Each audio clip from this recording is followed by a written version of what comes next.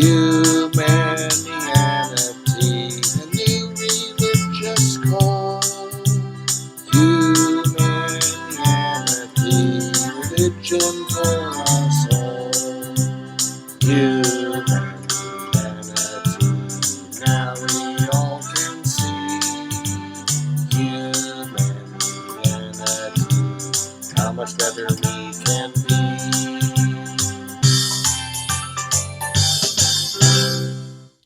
Hi, I'm Bill Van Fleet, and this is Humanianity Conversation number 56, recorded on May 29th, 2020. It is the 23rd recorded conversation with my friend Mike. As a continuation of our exploration of our differences of opinion regarding the nature and meaning of truth, we focus this time on the nature and meaning of belief, making significant progress and ending by planning further analysis of this concept and its relationship to truth in our next discussion. Okay, so let's get right to it then. It's been a couple of weeks. Do you recall what it was that we were? I know it was about truth. Yeah. And I recall what I wanted to discuss. I've been thinking about our discussions over the past couple of weeks, and I've sent you a couple of emails, which might come into play later in our discussions. But as I was talking about and thinking about truth and some of the ways that you're defining it, and the idea of belief that we've talked about in the past, I feel needs revisiting. And let me explain, I guess from my point of view. Given the number of ways that the word belief is used, and you have talked about it in terms of turning the wheel on a car, that at some level, perhaps unconsciously, you may not be aware of it, you believe that if you turn left, the car will turn left. And I kind of agree that that could be called a belief. But where my concern comes from, and I think this difference that I'm about to describe is fundamental to how you and I think, might see truth to be different. But I'm having a hard time characterizing that turning of the wheel and turning left as a belief with, I believe that the sun is 96 million miles from the earth, or I believe in God. I think those two situations are different enough to warrant a different, probably they're different enough to warrant a different word, I think, ultimately. But I wanted to know what your thoughts are on that. I understand exactly what you're saying. My use of that particular example of turning the wheel to the left, causing the car to turn to the left, your belief that it will do so is to make clear that in the first place, when we're talking about beliefs, we're not necessarily talking about as they are verbalized. And also, we're not talking about the content of the belief. That I gave an extreme example of something that is very automatic and minute, sort of, compared to beliefs like the ones that you're talking about. Now, the question is, though, is there a line of demarcation? In other words, if you're saying, oh, well, this belief about turning steering wheel, turning the car, is different than the belief that the sun is X miles from the earth, and so on. And the question is there any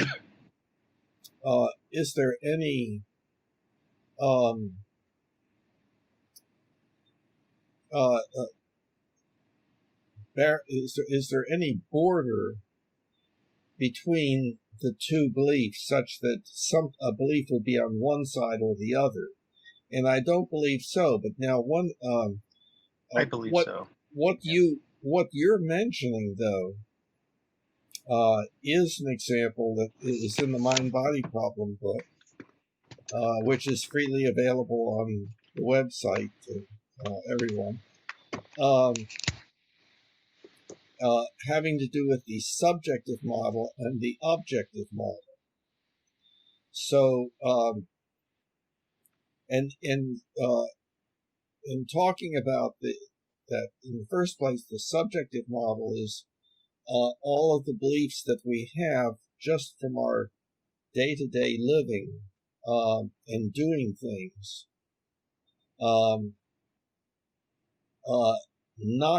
not including what we have been told by other people. But then within our subjective experience, there are these other people that tell us things, that tell us that maybe we are wrong, that actually things are a different way than the way we've thought. And that begins the development of the objective model. But in order to be told something, that involves, for the most part, symbolic language. So then we get into this new behavior that we humans engage in, symbolic language, symbols and the rules of syntax, allowing us to make sentences. Okay, so more and more, what we are in the objective model, what we are preoccupied with is the words. Well, the words that we use, the word believe, is the same in the subjective and the objective model. So the things that you believe right now that have nothing to do with anybody telling you anything, like where you are and how long it'll take to get home and so forth, all of that is a part of your subjective model. And it's not necessarily put into words, but it can be. And so if you wanted to relate that a belief like that to me, you would put it into words, a model of the belief, a linguistic model of the belief.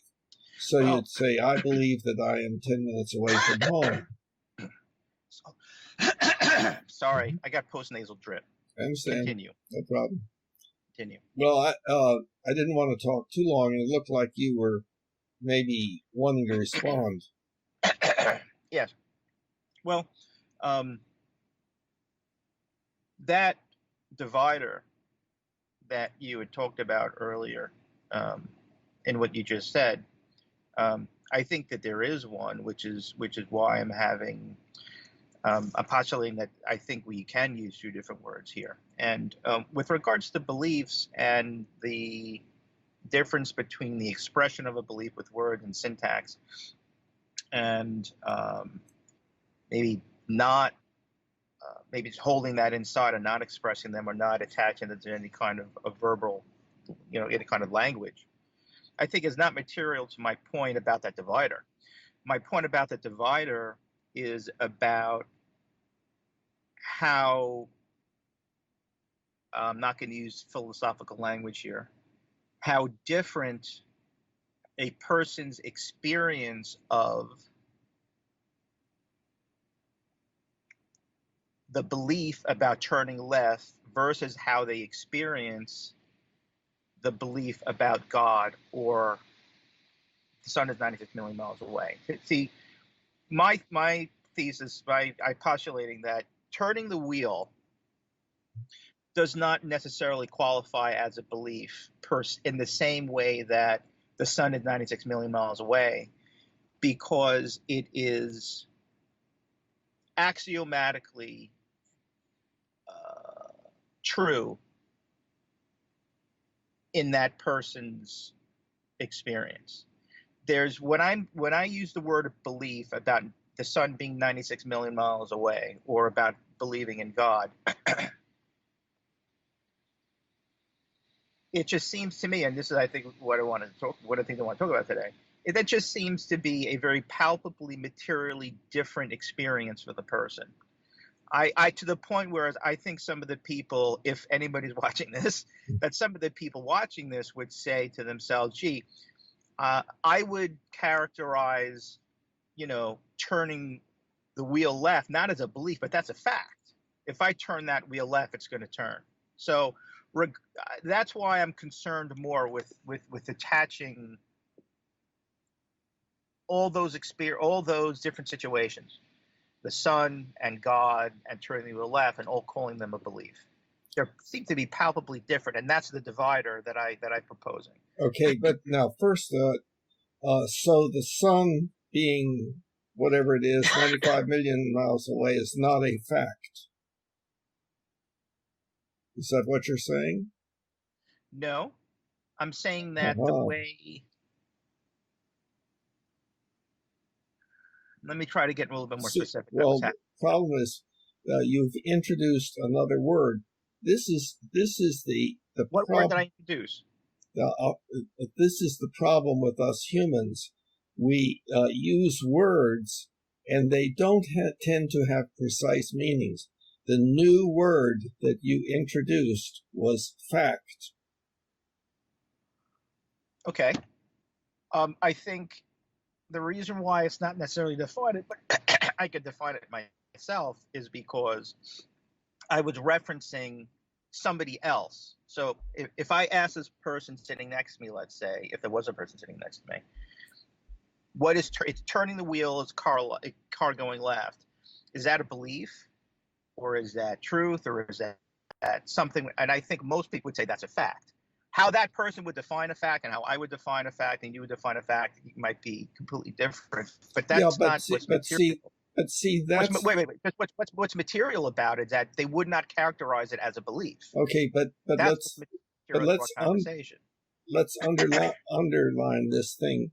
We would use the word fact in different ways, so therefore we're speaking different language. Let me just recharacterize that.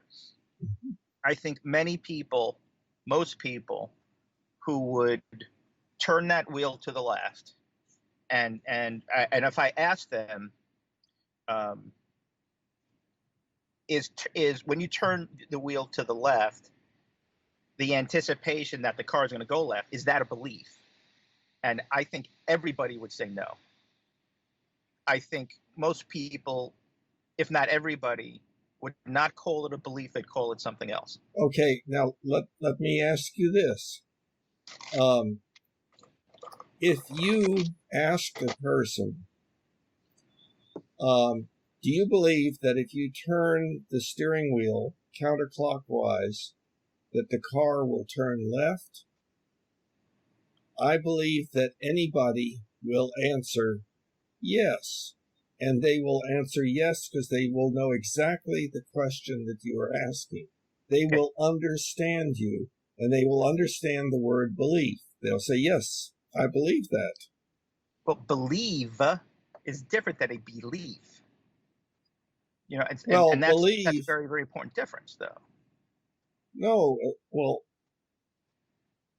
a belief is something that you believe. And it can be linguistically, it can be put into a sentence. I think that by characterizing believe in that word, we're ignoring a very important difference in how it's used. Okay, you can say to a physicist, I think this might be a good example. If you drop a bowling ball and a feather on the moon, are they going to land at the same time? Do you believe that? And the physicist is going to go, yes. Mm-hmm. And then if you ask the physicist, well, is that a belief? Well, you just said you believe that. Does that mean it's a belief? He's going to say it's not a belief. It's a law of physics. It's the way the universe works. So Whoa, I don't whoa, think whoa, whoa. I don't think you can characterize Uh, believe with those, belief. but those are two different things you're asking about. If you if you ask the physicist, do you believe that dropping a bowling ball and a feather on the moon that they will land at the same time? The physicist will say yes. And if you say, now, is that really a belief of yours? The physicist will say yes. I completely disagree. And will know exactly what you're saying. But you're still using the word believe and belief in the same way to reflect somebody's phenomenological experience of there's no word for it, something they believe in. But if you ask if that's not what I'm objecting to per se. We're talking about the idea of belief as in the belief in God versus the belief of turning the wheel and the car's going to go to the left. Okay. Maybe it's a semantic difference, but it's a very important semantic difference to our conversation about truth. No, I understand that the beliefs that we are talking about, number one, the turning of the steering wheel causing the car to turn left, and number two, the belief that there is a God. I understand that those beliefs are drastically different from each other, but they're on a continuum, or maybe more than one continuum. They are still what one believes. Now, I think you just supported my definition of truth. Then, are you sure about what you just said? I didn't use the word truth. I know you didn't, but I think you just did it. I have to provide, I think, a course of reasoning, but which I'll probably do later. But I think you just did. But continue. Well, are you sure about that? So that means turning left. Okay, I believe. Yes, a physicist. Do you believe it's going to turn left? Yes. Do you believe that God exists? Whatever. Maybe yes, maybe no. Do you believe in E equals MC squared is true? Yes. Or maybe no. Mm-hmm. Right? Yeah. Okay, so that seems to support very directly my thesis that truth is a phenomenological experience. Well, now you're introducing truth. Well, but I'm about to explain how. Okay. If you ask the person, the physicist, if you're postulating that truth and belief are two separate things, I believe that E equals MC squared is true. Excuse me. I believe that E equals MC squared is correct, or I'm right in believing that. And you ask them, well, is that true? Is that equation true? He's going to say yes. And I think he's going to say, I don't believe in God. And you're going to say, well, is it true then that God does not exist? He's going to say yes. So there seems to be a connection, which is what I'm postulating, between belief and someone's statement of truth. Yeah, but now, statement of truth, we're getting into kind of unusual statement, or a person's statement that something is true. Okay, now let's clarify that how the word true is being used. Now, of course, the word true and the word truth are used in more than one way. And so they can be used poetically and so forth. And so they can suggest things and so on. But if we try to focus on the very basic meanings, then it would be something like this: that let's say a person has a particular belief, and it could be either having to do with the turning of the wheel or whether there's a God or not. Okay, so the person, you ask, well, do you believe that X? Now, X is the model of a belief. It's got a subject and a predicate. It is a sentence. Okay, we have other ways of referring to that. We can say, okay, here is a sentence. Do you believe it is true? Well, what that means, that's just another way of saying, of asking, do you believe it? Do you believe it is true? Is just asking the person, do you believe? Da da da da da. Now let's also just clarify something here.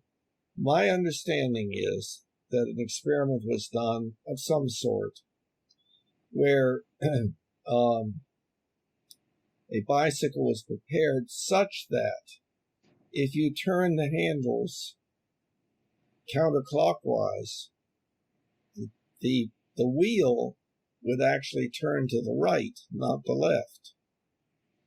Well, a person getting on the bicycle would have great difficulty riding that bicycle because of the very strong belief that they had a very strong belief that if they turned the handles counterclockwise, it would turn it to the left. So they had to unlearn that.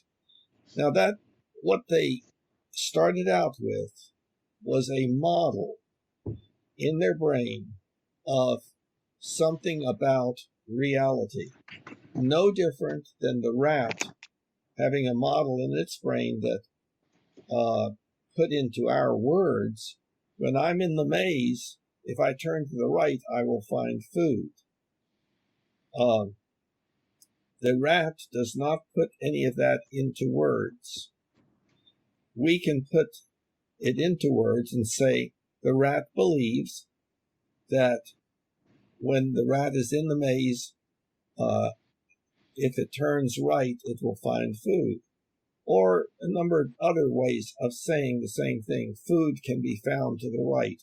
There would be various ways of modeling that belief that is in the rat's brain. Okay, so now we humans, Go ahead, but I have a real objection. I have an objection to calling. Well, I think we need to take a look at the idea of can a rat have a belief? yes, and I think you're highlighting my point. And yes, and why not? Could not an infant have a belief? Could not an infant or a very small child who has no use of words yet have a belief about what will happen if it does such and such? I think at the very least, and this is why an infant can't have a belief. At the very least, you need to have. I forgot what the idea is in psychology. You have to have the idea of self and object in order to have a belief. That's absolutely positively minimal, because the belief is an object you have to believe in. So you need to there needs to be a separation between self and the environment. And I forgot what stage of infant development there must be. So my argument is there is absolutely no way an infant can have a belief, and there is absolutely no way that a rat could have a belief. And I would further make an analogy that when the words are very difficult here because there's not a good word in the language. of English to talk about this, but when you are turning the wheel to the left while you are driving, okay, the reason why that is not a belief is because in that moment, there is no separation of turning left and turning the wheel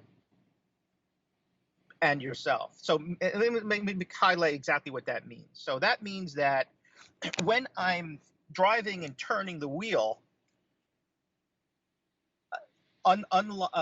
there is that is happening at such an automatic level that my conscious attention, my attention to it is not even there. It's just it's almost as if it's a reflex. So that idea, so in that moment, I'm exactly like the rat and the infant. There is no me and no object there between turning the wheel. It just happens. So that's another example, I think, of that lends support to the idea that in terms of the rat, can the rat have a belief and what's necessary to have a belief? That's another reason why I think it's incredibly different to call turning left while you're driving a belief, and sitting in class and somebody asks you, do you believe the sun is 96 million miles from the earth? Those are two, for that reason, also exceptionally different. Well, they are drastically different along certain continua, but that doesn't mean that there's a boundary between those. Let's take something else. Isn't it possible that you could go out and get in your car and take off, and the whole time you could be preoccupied with what had just happened between you and your wife, let's say, or something, and that your body just went ahead and got in the car? You weren't focused on that. But on the other hand, most normal people, I would say, well, I went out and got in the car because I believed that the car was out there. See, what we're talking about is the basic thing that we're talking about is a model in the brain of something about reality, no matter how small or how large. Then we are talking about the model of that belief that is in the brain in the form of words.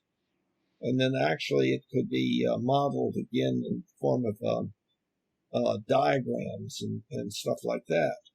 But and equations and so on. Some beliefs. See, I think that a model, and I would agree that everything begins as a model. Okay. And I'm not sure what that means. Meaning that every, I think really literally everything. But to be more succinct about it, turning the wheel, E equals MC squared. The idea that if I cry, I'm going to get fed when you're an infant. All those things starts as models of reality. Everything has to be modeled because we can't really reach and kind of directly experience reality. We talked about that before. Yes. However, that model, it doesn't necessarily mean that all the models are a belief. There's a word in English that it doesn't mean that every model is some type of belief. No. Okay, we need to back up. In the Mind Body Problem book, it gives us an example of a model that a rock is sitting in some mud and the mud dries. And then somehow the rock leaves, whatever reason. It could be pulled out by somebody, or it could maybe an earthquake or something. Okay, then the surface of the rock is a model of the impression in the mud. The impression in the mud is a model of the surface of the rock. So a model is anything the characteristics of which can be used to predict or indicate the characteristics of that which is being modeled. A model car, if you've never seen the actual car, if you have an accurate model of the car, then you can take a look at that and predict what the actual car is going to look like when you look at it. So the concept of model is is very important and precise. Now it doesn't mean that the model has to be created by a human. No, it doesn't have to be. Right. Okay. Okay. So now what we're saying is that if we take a look at the rat's brain, and if we had technology great enough to understand what was in the rat's brain through some kind of a fancy MRI or whatever, we would be able to determine where the food was in the maze, because we would be able to see that model, understand that model in the rat's brain. If it's true, and that's a very big supposition, that the brain is a physical model of reality, that there's that mapping, which it might very well be, but this is all kind of not, that's the point, though. I think that within the I don't know, human experience, let's say, okay, and human language, there's another word that I actually just does describe. I just looked it up. I thought it was, but I wanted to make sure. There is a word that actually describes what I'm talking about, and that line, and that word is grok. G-R-O-K. Grok. G-R-O-K. It's a newly coined word. I think it was probably in the 40s, so it's not very well known, but it is in the Webster Dictionary. It's a recognized word. Yeah, but nobody would know what you're talking about, including myself. But everybody would know. Everybody. Wait, hold on, Bill. Wait a minute. There's lots of words that you know, and not lots of words that I know that we may not understand, but that doesn't mean that they need to be discounted. No, I understand that, and I'm not objecting to the development of new words with precise definitions. I'm not objecting to that. Okay. What I'm saying is that most people, for most people, it's evident that the rat believes that food is to the right. That's why the rat turns to the right. And what they're referring to is not any words that the rat is using. No. They're referring to something that is in the rat's brain. The people are using the word belief because their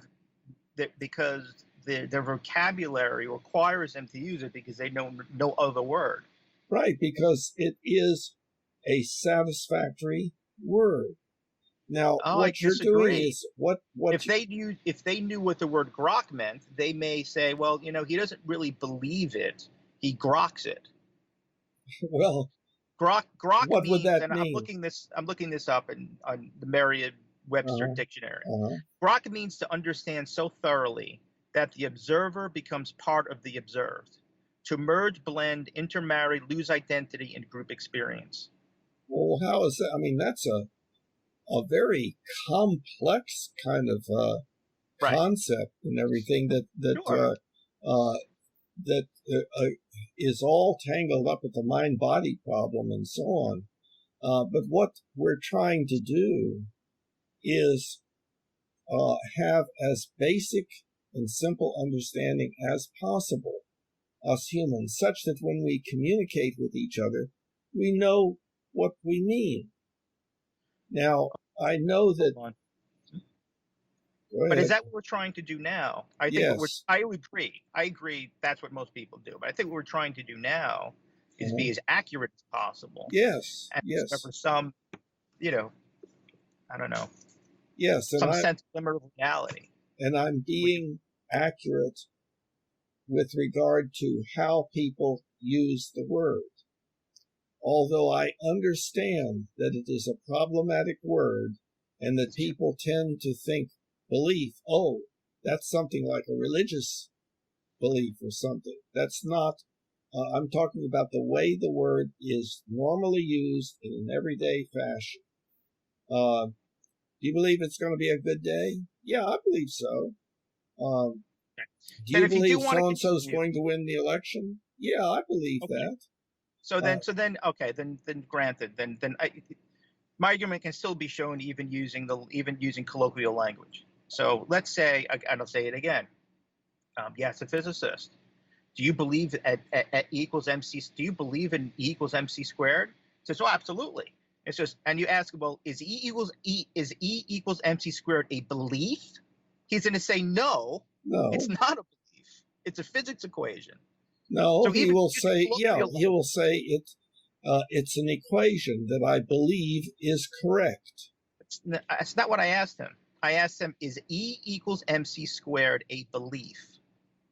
And but that would be that would be an atypical thing. What about is E equals MC cubed a belief?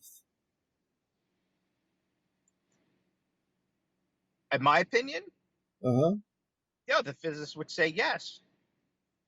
Well, who believes it? You just, Bill, I don't know if you realize it. You were just completely substantiating the idea that truth and belief, it's a phenomenological event. That's what you were saying right now is my entire point about truth. But it's so interesting how it's almost like we're taking opposite roles in this conversation. Right. That there is a very interesting difference between my brain and yours, between my belief systems and yours, between my word usage and yours. And this is one of our biggest problems, because now I would maintain that the most important thing for us humans is to acquire accurate understanding of the way the world works and of how each of us works, and to have accurate beliefs about that, and to have a desire to improve the accuracy of one's beliefs, because we know that there are all sorts of different beliefs that are contradictory to each other. So according to the rules of logic, some of those have to be wrong, and wrong beliefs cause mistakes. Yeah. I'm still hung up on the idea that you believe a physicist would say E equals MC squared is a belief. It's hard for me to put my head around. Well, the physicist, it would depend upon what the physicist thought that meant. If the physicist were talking about the symbols on a piece of paper, the physicist would say, no, it's an equation. But if, on the other hand, the physicists were asking, well, do most scientists believe that equation is correct? He would say, yes, most do believe that it is correct. Most people believe that the amount of energy is equal to the amount of mass multiplied by the square of the speed of light. Right. So what I meant when I said, if you ask a physicist, is E equals mc squared a belief? E equals mc squared describes a relationship. And I don't think any physicist ever, anywhere on the planet, would say that relationship is a belief. That relationship is not a belief. No, the relationship is not a belief. The model of it inside somebody's head is a belief. The belief is that equation accurately reflects what the results of experiments would be.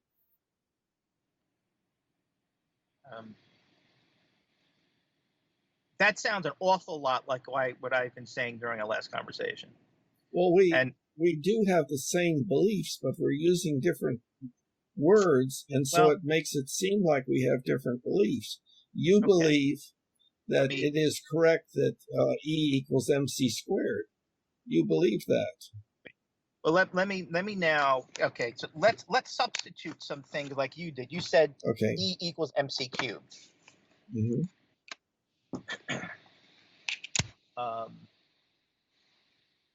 Let's substitute the physicist for a theist, and instead of E equals mc squared, you say God exists. Mm-hmm.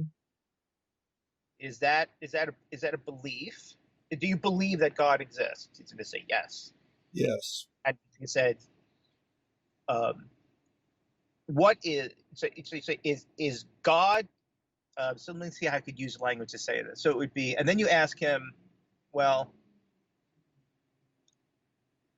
is your statement that God exists a belief?" I think the theist is going to say, "No, it's not a belief. God really exists." Yeah, but now we're switching. The statement that God exists is a statement that of a belief. It is a statement of a belief. It is putting a belief into words. The person who believes in God probably feels like he or she is being watched. Boy, I think that's a stretch, but maybe some of them. Well, yeah, there's all. I mean, there are different meanings to the word God. I mean, if it's pantheism or panentheism or something like that, right, then that would be different than there's an entity watching me. And but some people believe there is an entity watching them and making decisions about what will happen to them depending upon whether that entity is pleased or displeased. Well, some people believe that, right. See, I but think not that, everybody. Right. So I think that, and this is a debarkation from what we seem to believe in these words. I actually do believe, like you said before, there is a divider when it comes to judging whether an idea is a belief or not. What is an idea? What I was trying to capture in the word idea, I was really talking phenomenologically. It's like any experience, anything. Yeah, well, that's not true. When you're experiencing anger, that's not a belief. Let me finish. Mm-hmm. Well, it is, but I don't want to go through all that. I think it could be argued that it is. It would be based upon a belief. It would be based upon a belief. But that divider, I think, is captured in that definition of Grok. In that, and we talked about it with the rat, that in order for you to have a belief, there has to be some separation between observer and object. Why? Because, at least the way I understand a belief, and the fact that the Earth is 96 million of miles away from the sun. I'm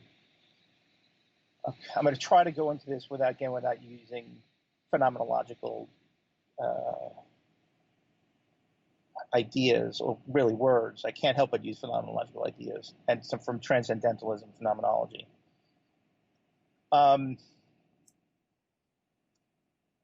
why do you need to have a separation between object and observer? So basically me and the object. Because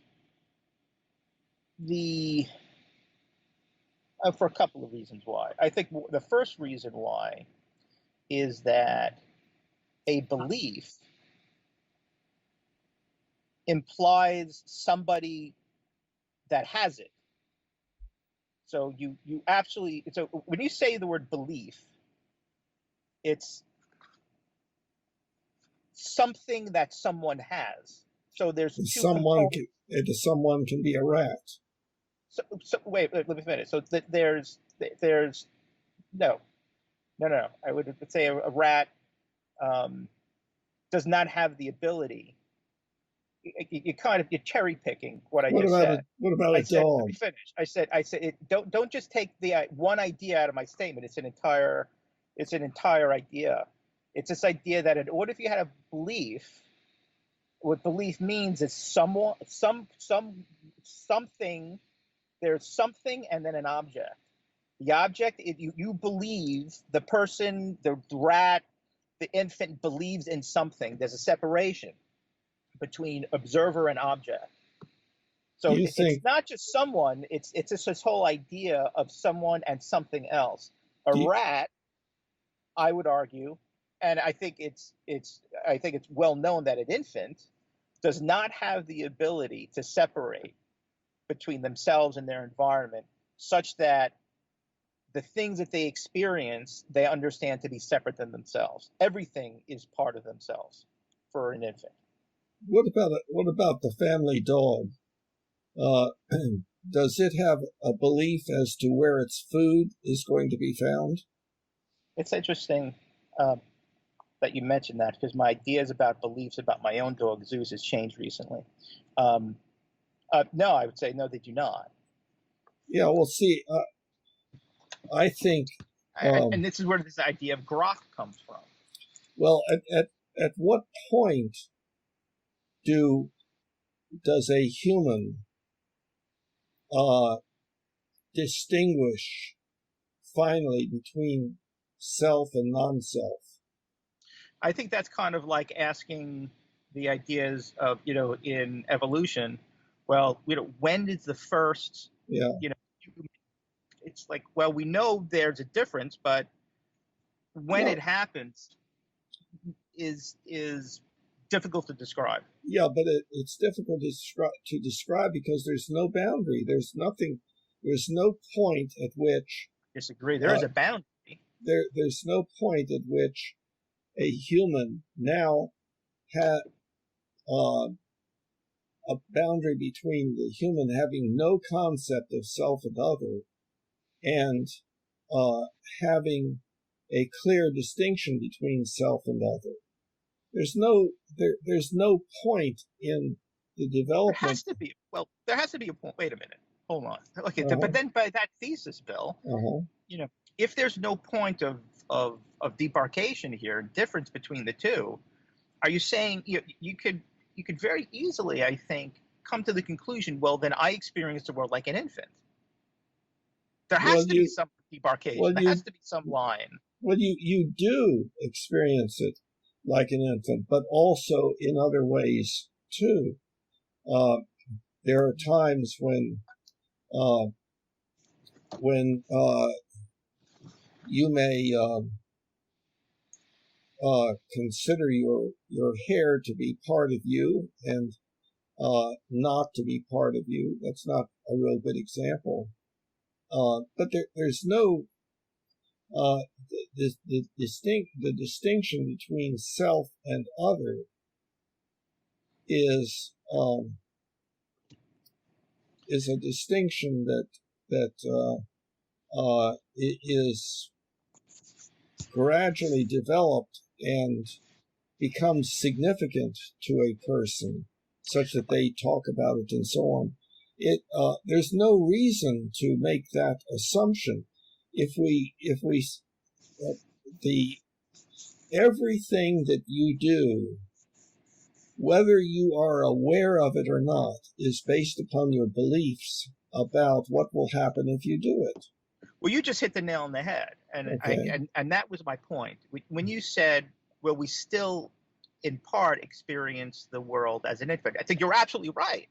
Mhm. When I'm driving my car and I'm turning to the left, Uh-huh. I'm experiencing the world like an infant. Uh-huh. There's no separation between turning left and it just happens. Right. It's not even something I'm aware of. Yeah, but there's a That's model in your brain. well, but that's and as I think that's why I said a model. I believe goes through different stages, and at some stages of understanding, let's say, it's a belief. At other stages, it becomes grokked, which means there is a So the model of the separation between the idea that I believe in and myself goes away. the rock And in the mud, does this apply to the rock in the mud? No human around? What do you mean no human around? What we've said is if a rock sits in mud and the mud dries, and then for some reason that rock comes out of the mud, even if it doesn't, the surface of the rock is a model of the surface of the impression in the mud. The surface of the impression in the mud is a model of the surface of the rock. We had this. We talked about. We had this. But I remember we had this. You said, yeah. Is it still a model in the absence of human existence? No. Because Why? in order for you, no, it is not. And this is something. This is something even I have difficulty believing. Okay. But well, wait. To me, that's the way it works. Wait. It can. The model. The concept of the model is that it can be used or could be used to make such predictions. Yes, but that doesn't mean that any such thing has been observed by or will ever be observed by a human. We can look around and say, oh, well, I can use that as a model for this other thing. Right. But so it's interesting. We're talking about, it's so fascinating that you brought that up, because this is something that I had a difficult time with just last night. Mm-hmm. I was watching a couple of documentaries on the idea on the idea of on the question of, is math actually real? And what that means is mathematics something that that humans invented, or is that or mathematics something that humans discovered? And one of the arguments these people, actually there's a couple of different documentaries on it, gave was kind of exactly what you just did. You kind of said, well, take the idea of pi, and pi is found like everywhere. Apparently, it's found in probability. It's found out in Einstein's theory of relativity. It's found in Euclidean geometry. So this person says on the documentary, says, if humans never existed, or if all humans die out, does pi still exist? And it's kind of like what you were saying about the rock and the model. Is that still a model? Well, the relationship would still exist, but it would not be known by anybody. It would not be believed by anybody. Okay, if there weren't anybody around. This is where I have a big problem with my own beliefs, and this is a big sticking point for me. What I seem to be saying is that what I seem to be saying is that humans make their own reality, which is a very, very difficult thing for me to get my head around. I don't believe it's true. Yeah, but see, here, this is why I think reading the Mind-Body Problem book again would help, because apparently when you read it, you took out of it those things that fitted in with your current belief system, rather than you going with the book. Now, the book ends with the it doesn't end with it, but I mean, it culminates in it toward the end in the tripartite model. I recall. And that is that there's the subjective model and the objective model that we talked about earlier here, but it's not, we've not made real clear. And then there's reality. And the metaphor, the thing to imagine that I think helps the most is what is described in the Mind-Body Problem book of a contest in which the contestants are in the audience, and there is a stage and a curtain, and behind the curtain is this thing called reality, and the contest is not, can you tell us what is behind the curtain, but what it is most like. Right. And so, recall. So a person would say, well, I think it's like a da-da-da-da-da. And the answer would come back, well, that's pretty good. And somebody else would say, no, I think it's a da-da-da-da-da. And the answer would come back, well, yeah, that's even better. But it's always just, what is it like? It's not saying what it is. And the only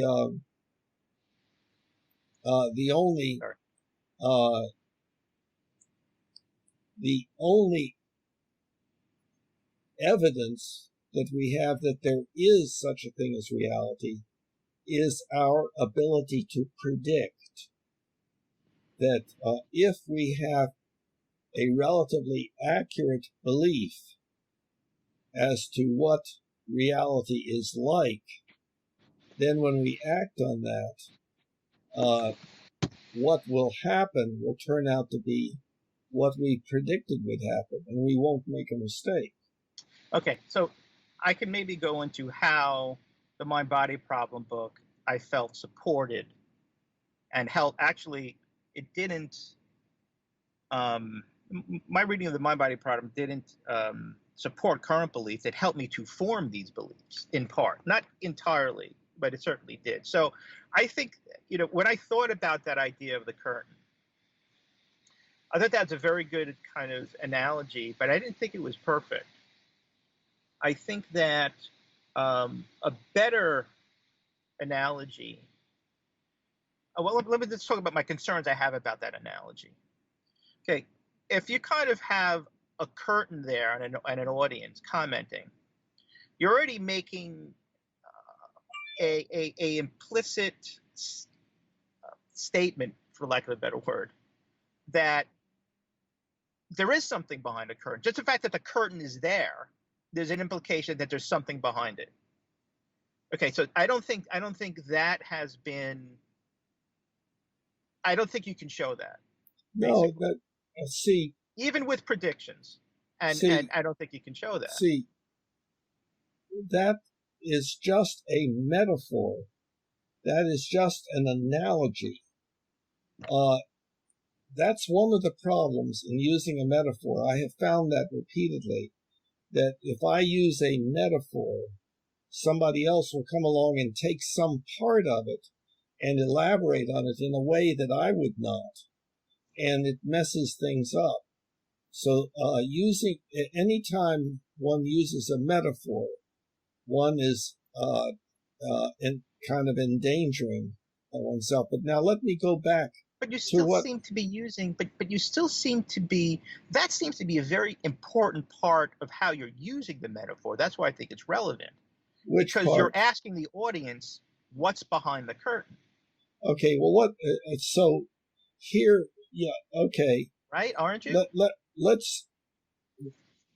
Are we in agreement that in the frontier of the natural sciences of physics that is supposed to describe, the goal is to have a complete explanation of everything, a unified theory of everything. That's the goal. That so far, that the way that that's done is through experiments, making measurements, and putting those measurements into equations and so forth, and then seeing what those equations are like, i.e., where do we observe in our daily life things that have the same equations. Now, hold on just a minute.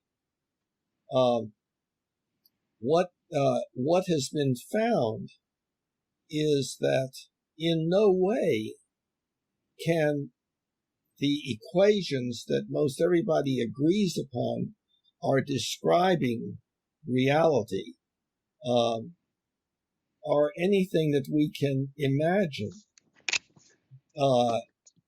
as something like what we observe in our daily life.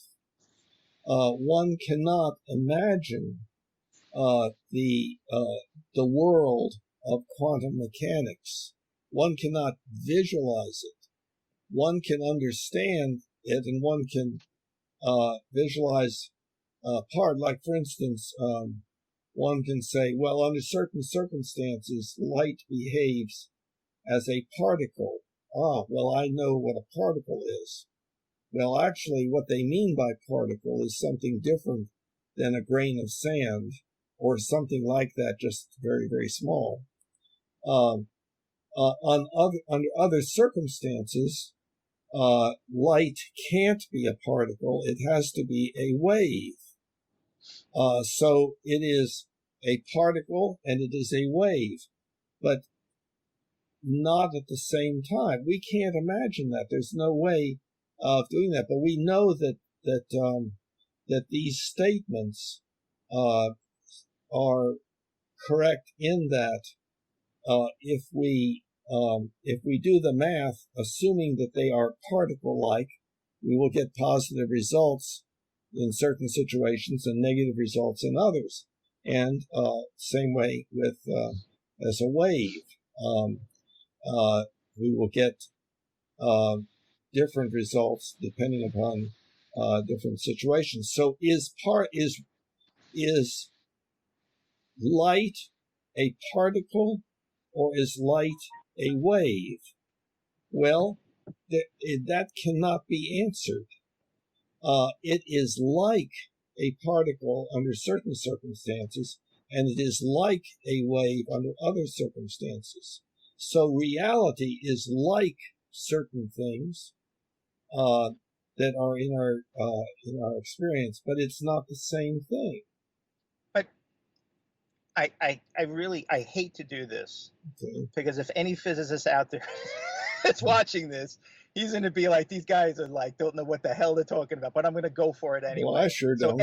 So any physicists out there, what I'm about to say, because I actually heard physicists talk about what I'm about to say and laugh at it, but I'm going to say it anyway. So I think what's actually happening when they say it's a particle in a wave has to do with work by Schrodinger and a wave function and probability, and the fact that apparently the way things are is that you can't know until you observe something. There's a probability of where it is. So when it comes down to a particle being a particle, a photon of light being a particle in a wave in that slit experiment, I think what's actually a more detailed description of what's happening is that when the photon of light is unobserved, it's a wave function, and you can only describe its location as a probability, which means it could be anywhere. But there is not anywhere. well, if not anywhere, but anywhere within a certain space, within the measurement boundaries, it could be Yeah, anywhere. but the probability would be greater at certain places than others. Right, exactly. And then when you look at when the photon when it's measured by some device, that wave function collapses is the word that the physicists use, but it transforms itself into, you can now know where it is, and then it becomes a particle. Yeah, but do you see that what we're trying to do Let is me to finish. have a model? I haven't made my point yet. Okay. Now, I'm not. I guess I am saying this, but I'm not. I'm hesitant to draw any kind of gigantic conclusions from what could be an oddity of mathematics, even though I think that quantum physics has been proven, is the most proven formula in physics like ever from what I've read. But that being said, okay, that sure does sound like, to a layman, and I'm not saying that I believe this, but I've heard a lot of other people in the New Age movement believe this and say this. That sounds awfully like we create, that the observer has some part in shaping the reality that we're experiencing, and that there is actually nothing behind the curtain. It's more like whatever we want to see is the curtain. Well, I don't. I think that would be a very atypical belief for a modern physicist to have. Yes, there's what is referred to as scientism. There's the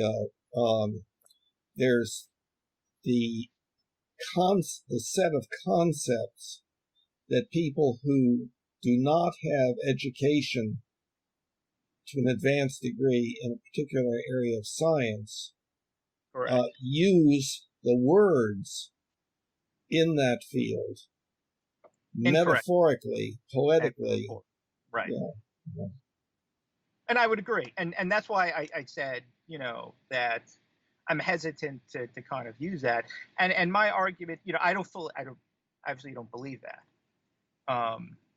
But you don't believe what? I don't believe that because of, a particle being a photon of light being or quantum particles being both waves and particles at the same time until they're observed, that somehow means that I can dream up the idea of a unicorn and make it happen. It's kind of, obviously, that doesn't make too much sense. But my ideas about beliefs and truth are instead rooted in the kind of discussions we were talking about before with regards to what does it require for a belief, and by implication, therefore, what is a belief, and this is just so important. See, basically what I'm saying is that when the person turns the wheel and the car goes left, okay, that's truth. No. No. Thing, let me finish. And when somebody says, I believe that the sun is 96 million miles away, if that belief is grokked the same way that turning the wheel left is, then that is true.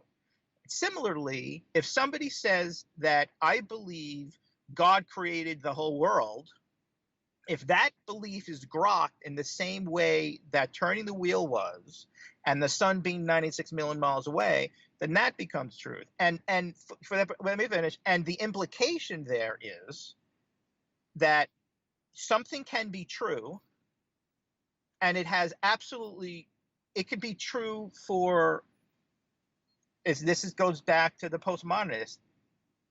Truth is something that happens inside a person's phenomenology, inside of you, me, and everyone else. And when you can only say what is real. What is real is a more accurate question than saying what is true.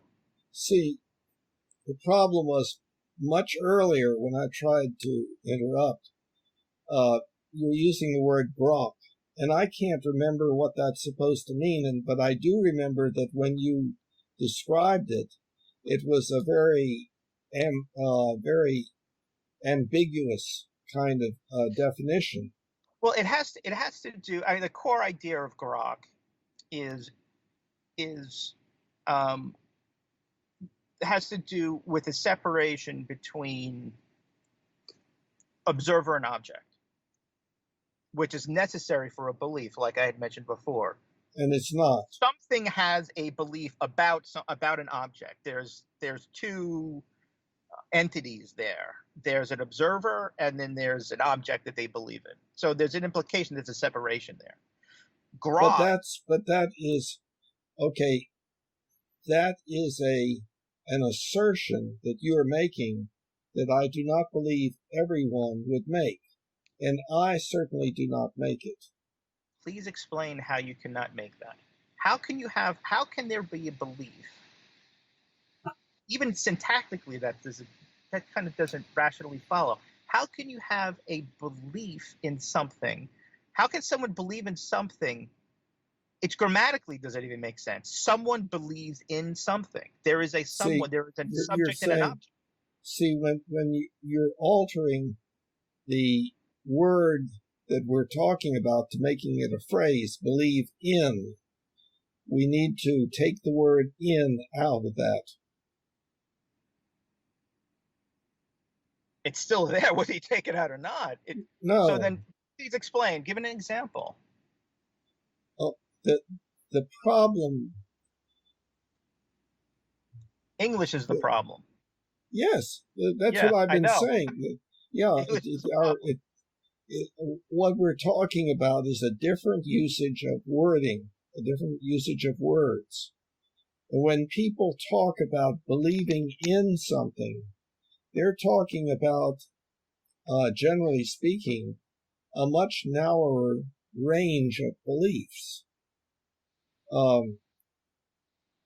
So again, that alters the idea of beliefs. I give you the totality of what is meant by belief in ordinary conversation that is used when people are just conversing with each other. They have no difficulty with saying, well, my dog believes that my wife will come home at about 5 o'clock. I don't know how my dog comes to believe that. Now, you would not maybe say it that way, but not even about saying it that way. That could be, you could use colloquial language to show that that's not true so easily. And I just did it an example when I talked about believing in God, and is that a belief? You could even say, I could even show it another way. An atheist and a theist. No, go back to the dog. Go back to the dog. Okay, let's go back to the dog. And you said that could be shown not to be true. What is not? It could be, no. I think the idea. That's the idea. Well, let me just say what I was trying to show. So, and I think when I show you what's not true, you'll see what I was saying. A person says, an atheist and an atheist are talking, and the theist says, "I believe in God," and the atheist says, right, "I believe in God." That's the way people talk. Okay, but let's just change it. Say, "I believe that a God exists." Is that okay? But it would be okay, except that you have been championing the idea of using colloquial language of how everybody talks. My mother doesn't say, I believe in the existence of God. They say, "I believe in God." Yeah, I believe in Christ. Okay, yes, but there is a subtle additional meaning to that usually. I believe in God. The person generally means, and God is there for me, and and I have faith that God is good, and so forth. So to believe in God is a little bit more All right. You want precise. to say, "I believe in the existence of God"? I believe in the existence of God. You want to say? Yeah. I believe that God exists. Okay. Yeah. So the theist says, Okay, I can take that too. I believe that God exists. Mm-hmm. And the atheist says, you know, I don't believe that God exists. And you Mm-hmm. kind of ask what? And the atheist says, because God does not exist. And the in the conversation they're having with the theists, he says, what are you talking about? I know that God does exist. Yeah, but there's a little So bit of a linguistic trick there. Okay, but I think that those linguistic tricks are my point. But continue. Well, I've kind That's of why lost it a that's little why bit you need here. another word. I've lost it a little bit.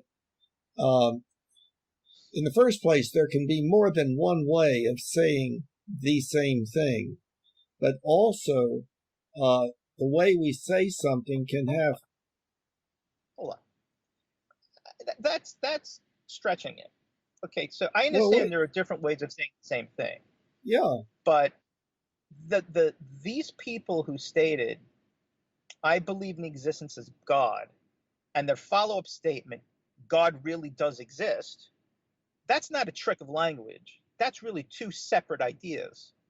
One is the idea that I believe in something, and the other is that the reason I believe it is because it actually exists. no, So it's not a trick of that language. that can be an assumption, but that goes beyond what is being said. See, that's the problem. We can have several ways of saying the same thing, but then each of those can be interpreted in slightly different ways. So that's what we humans are faced with. Communication is very, very difficult. Bill, I know you're not saying this, so I need to clarify. Okay. It seems like the implication of what you're saying is that both those statements are equivalent. The statement that I believe in God and God exists are equivalent. Is No, that what you're saying? no, I didn't think so. um, no. A person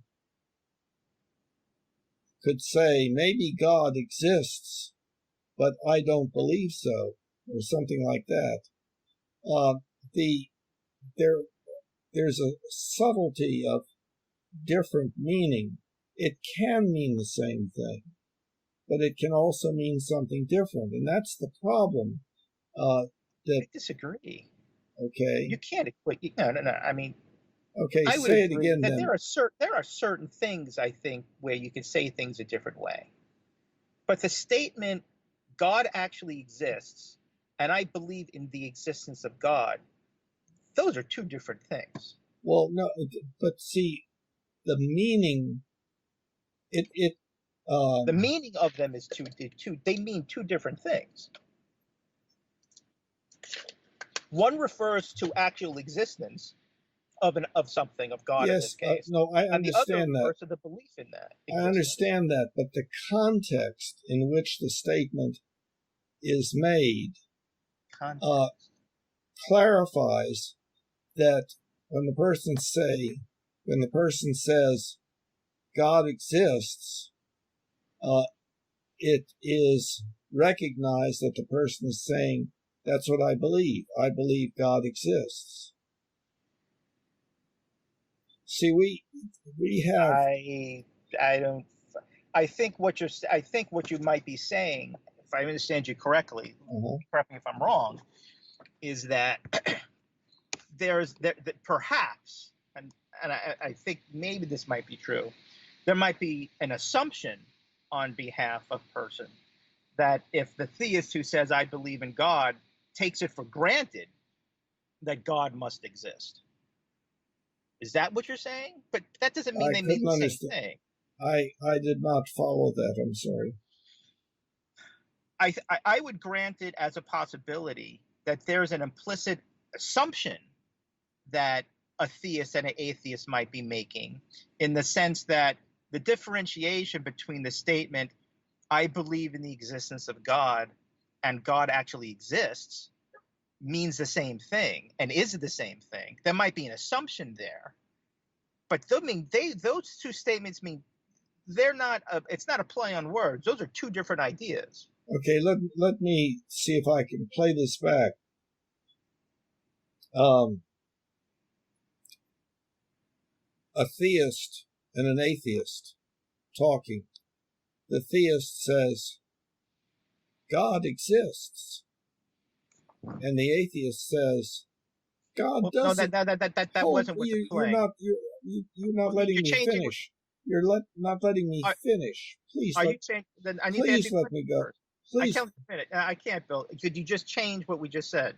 I hadn't finished. Are you changing it on purpose? I had not finished. Please give me a chance. Okay. The theist says, God exists. The atheist says, God does not exist. The theist says, I believe God exists. The atheist says, I believe God does not exist. Now, each of those statements by each individual is essentially the same. When the person says God exists, in that context, it is the same as saying, that is my belief. I believe that God exists. Firstly, like I said in the beginning when I objected, you just changed the conversation. I'm sorry. If you want it, okay. You change the conversation. I said the first thing the theist said is, I believe in the existence of God. Okay, well then. And the theist said, I don't believe it. But we can take your situation if you want. I can go with that if you want. Okay. So, no, I think what those people are saying, and I think they're taking it for granted, is they're making. They say God exists, and then the theist says, I believe in the existence of God. What they're saying is, I believe in the existence of God because God actually exists. Those are two separate concepes. No. God actually exists, and I believe that he exists because he actually exists. No. I believe God exists because I believe God exists. It's just two ways of saying the same thing.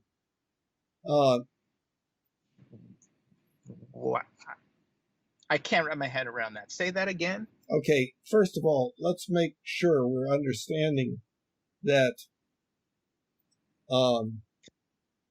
Sounds like you're saying what I'm saying again. Well, let me see let me see. Go ahead. If this is approaching what you were saying. The theist is saying, I believe God exists because God exists. Now, is that getting close to what you're talking about? Correct. But see, all that is saying is, I believe God exists because I believe God exists. In other words, no, it doesn't. Hold on. That would be like that would be like saying, I believe E equals MC squared because E equals MC squared. They believe in it because it's been proven it's real. That's why they believe in it. It's not been proven. The odds are very, very high. I agree. No evidence so far against it. I understand that. Let's go back to the God thing.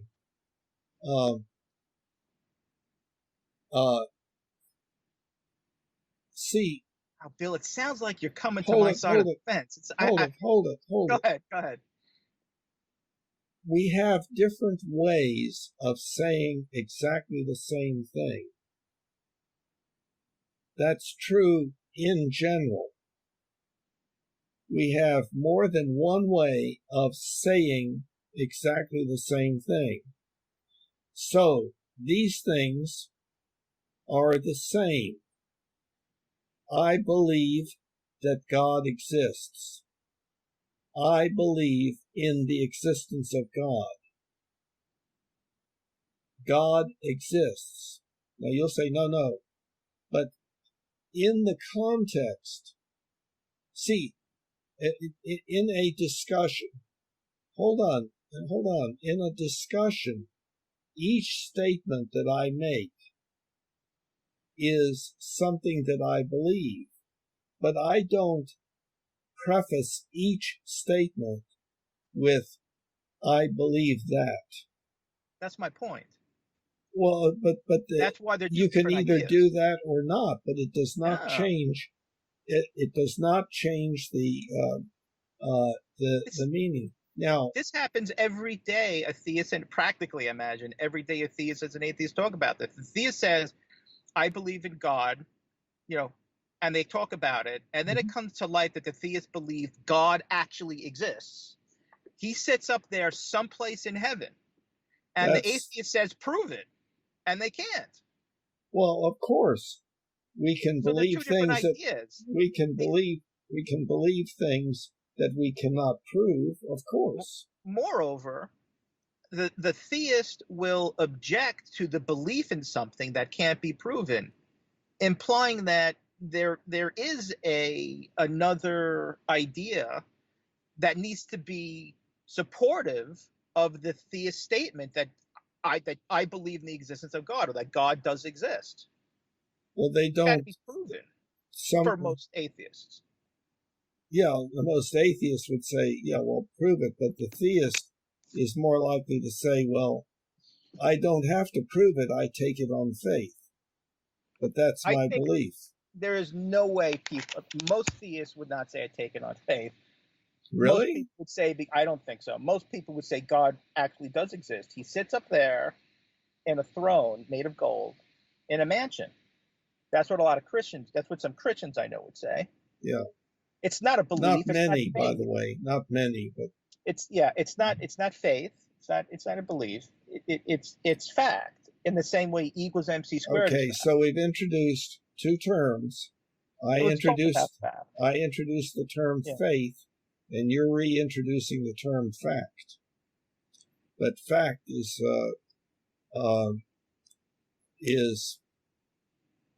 I think, a more ambiguous term than faith.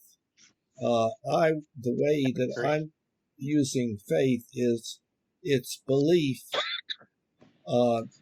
in something for which there is no evidence, or the evidence is, if anything, to the contrary.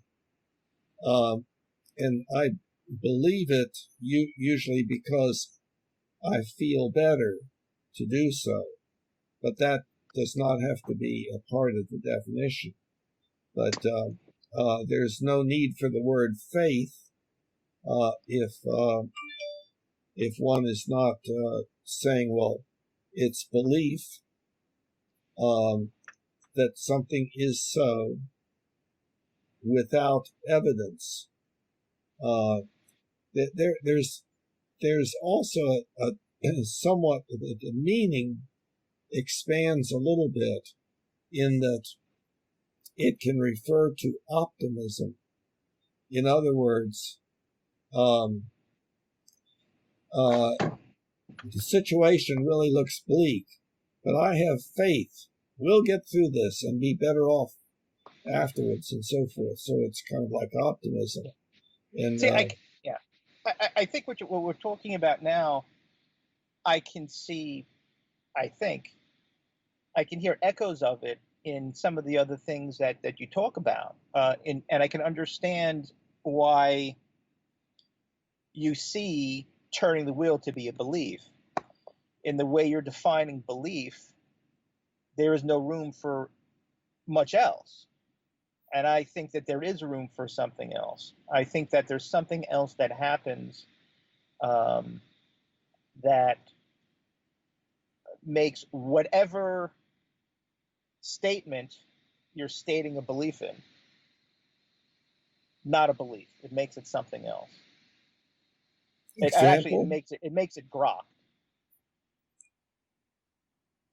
I'm sorry, I still don't know what grok means. You can read up on it if you want. Well, I mean, if we're going to use it, I'll say it again. okay.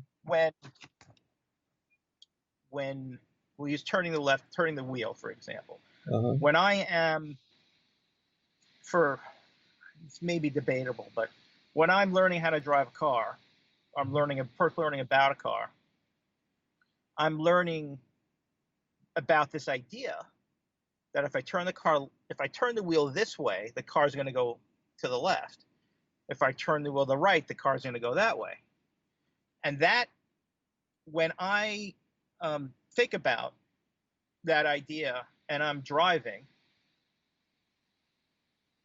it's a belief that I have in it. So I'm sitting behind the wheel and I want to go that way. And I say, okay, so I believe, you can actually think about it. I believe, so I'm going to turn the wheel, I'm going to press on the gas, and the car's going to go that way. After you do that 5 million times, okay, there is no me that has a belief in that anymore. There is no. Then There you is no. no longer believe it. No, let me finish. No, it becomes grok. There is no difference. There is no. Yeah, Bill, that's an actual word in psychology. It's grok. Well, I'm sorry, but I don't think anybody else, including myself, knows. And I'm also, when you described it initially, it sounded very ambiguous. Can you go ahead and tell us what the precise definition is of grok? I could read it from the internet, but I don't think you'd buy that. Why? Okay, well, let me do it again. I already did it for you once. You didn't believe it. No, it sounded grok ambiguous. Means to understand so thoroughly that the observer becomes part of the observed. To merge, blend, intermarry, lose identity, and group experience. Now, just like if you want me to describe what does phenomenology or transcendentalism Wait a minute, means, now that's not part of the definition. Let's stop. You stop at the end of the definition. Okay. It sounded very confusing. Can you? Let me finish what I was about to say. And if I described phenomenology, it would be very, very confusing. But the fact is, phenomenology has been studied for hundreds and hundreds of years, and it's a recognized, established branch of philosophy. Okay. So you can't reject the word because it sounds mysterious, like grok. No. I'm saying that it is ambiguous. Can we go back over it and stop at the end of the definition of grok?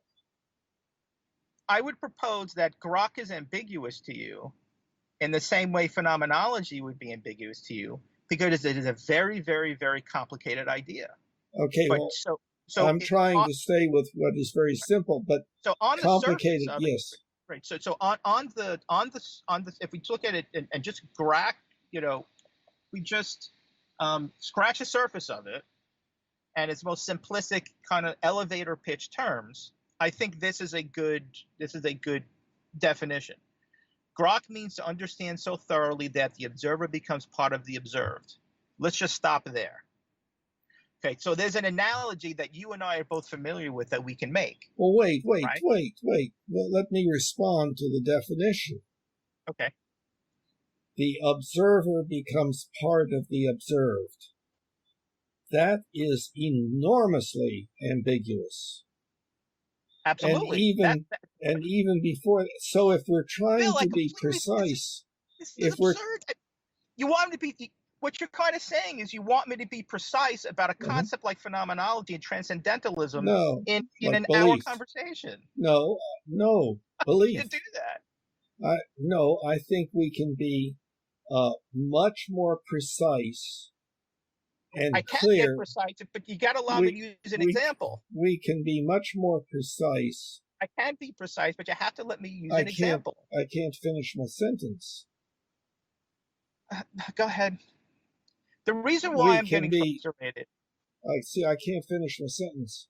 Go ahead. Oh, go ahead. We can be much more precise and understandable in discussing the normal use of the word belief than grok.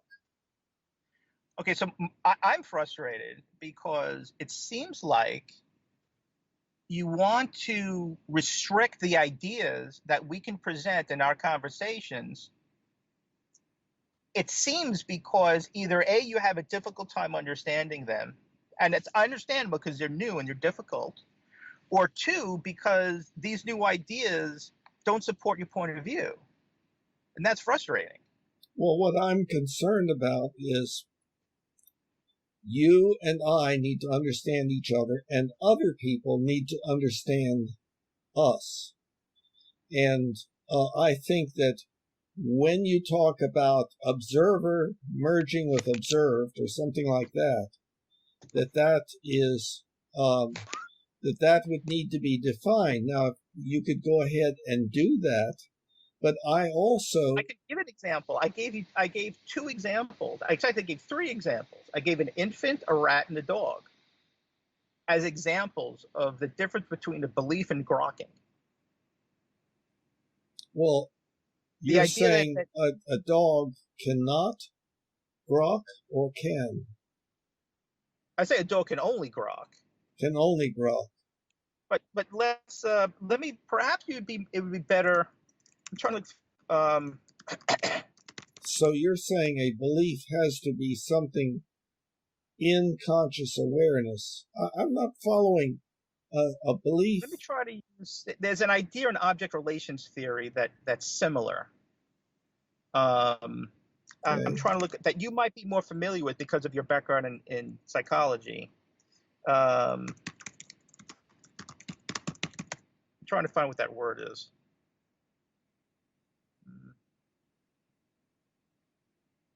I have to find it, but you must be. I know that you're familiar with the idea that infants, the idea of the self and the object in psychology. You're familiar with that, right?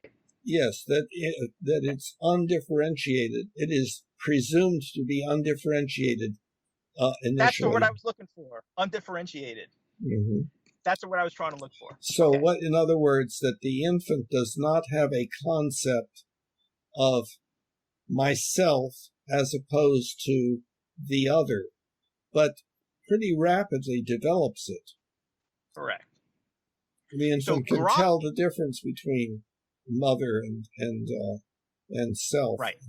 Right. And it also begins to identify the hands as being part of the self and so on. It's a gradual process. Right. So using that, said a different way, mm-hmm. The infant can only grok things. It's almost as if it's a verb. You could think of grok as the verb of undifferentiated in an infant sense. Okay, but does that make more sense? The infant can come to believe that when it sees the nipple, it will have a certain kind of experience, assuming that it does something. It will come to believe that the nipple is a source of gratification, not in those words, but our beliefs that we put into words are there whether we put them into words or not. We have millions of beliefs that we are not in words right now. I could ask you whether you believed a particular thing, whether you believe a particular thing, and you would say yes or no. But that thing, that belief would not be in any way recognized or experienced by you until I asked the question. Absolutely. But going, so just want to, do you understand what I mean by the word grok now? No. Can I use the word grok? You still don't understand it well enough. Say it one more time, please. Okay. Grok is very similar to the idea in... No, not very similar to the idea. Tell me what grok means. Okay, I'll read you part of the definition again. Yeah, okay. Grok means to understand so thoroughly that the observer becomes part of the observed. To understand so thoroughly. Okay.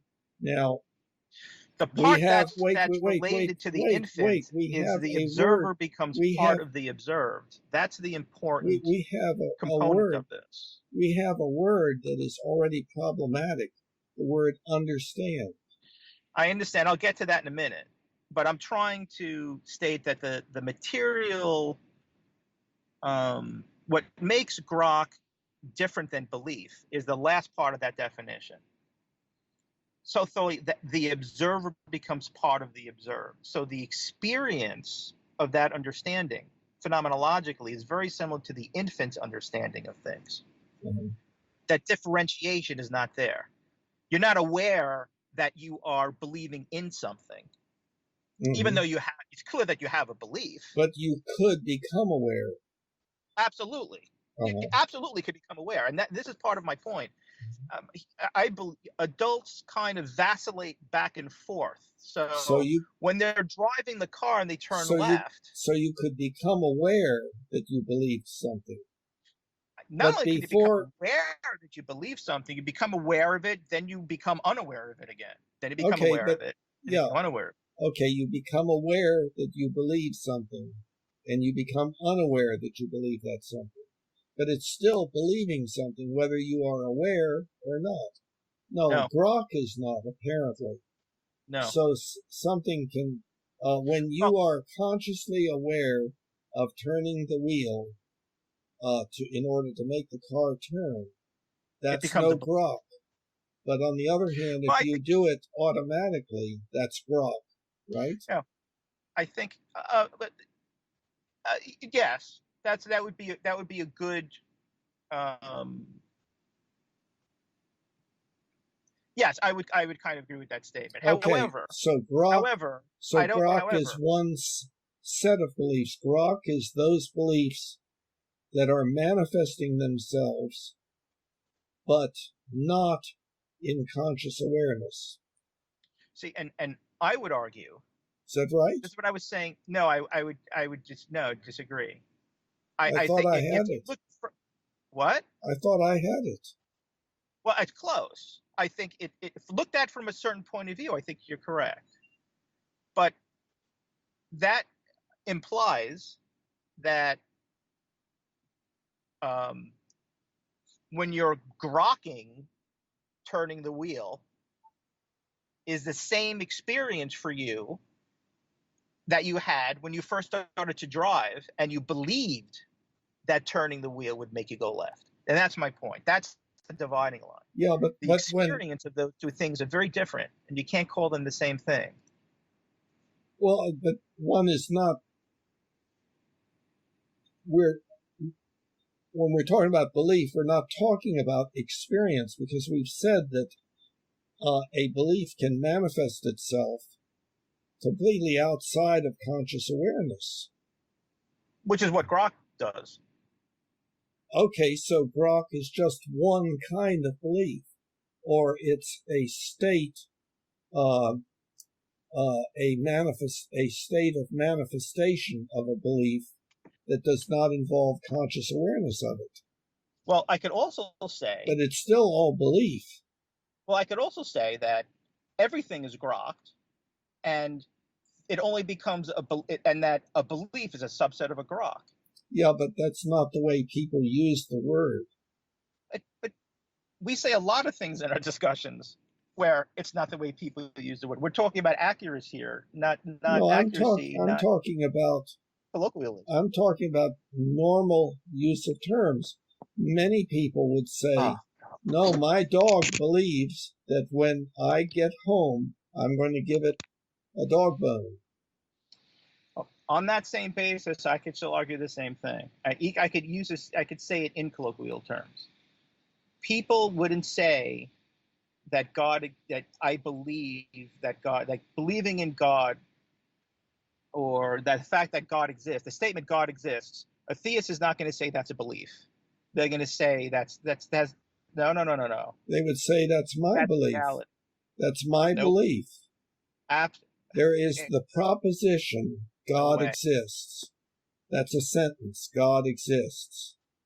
And for the atheist, that sentence is something that the atheist does not believe. I do not believe God exists. For the theist, the theist says, I believe that God exists. So a I think particular proposition, a particular statement in words can then be indicated to be a belief or not a belief. it's even clearer, in fact, for an atheist. If the atheist says, if you say to the atheist, is the statement God does not exist a belief? It's a He's going to say, statement. no, it's not a belief. It's He doesn't exist. No, it's a statement. Oh no, Bill, they're not going to. Now you're not representing the way people really talk. They're not going to. It might Well, actually let's be back in up. theory a statement, but that's not what people are going to say. People are going to say, no, that's actually a syllogism. That's actually a statement. That's actually some grammatical. That's actually what you're saying is actually a word it's a sentence in the English See, language. we're rushing ahead. They don't say that, Bill. We're rushing. We got to do a timeout. Bill, Yeah, that's what I'm saying. I'm you saying, vacillate between two positions that you're doing it again. I don't understand. okay, well, tell me where I About, vacillated. wait. On the one hand, you talked about how it's so important that we really be clear about how people talk. So then I go to say something, and you give an example. Yeah. So then I go to give an example of how really people talk, and then you say, well, he wouldn't say that. He say it's a statement. Are you saying that if I said to no, I was not saying that. You didn't just say that he would say it's a statement. That's right. That would not be normal conversation. Exactly. But it's because the meanings would be different. We have to look at the context, what people are talking about. I agree 100% with you. That's why I'm trying to go into an actual analysis of what's said. But if you actually want to talk about how people speak and do an analysis of that, the atheist is not going to say, well, actually, that's a sentence. And it would depend upon the context. Probably not. I agree with you. Probably not, because it would be an unusual context. The paragraph that sentence would be in would be an unusual paragraph. See, I think that, and I'm probably doing it too, and probably everybody does it to some degree, but I feel like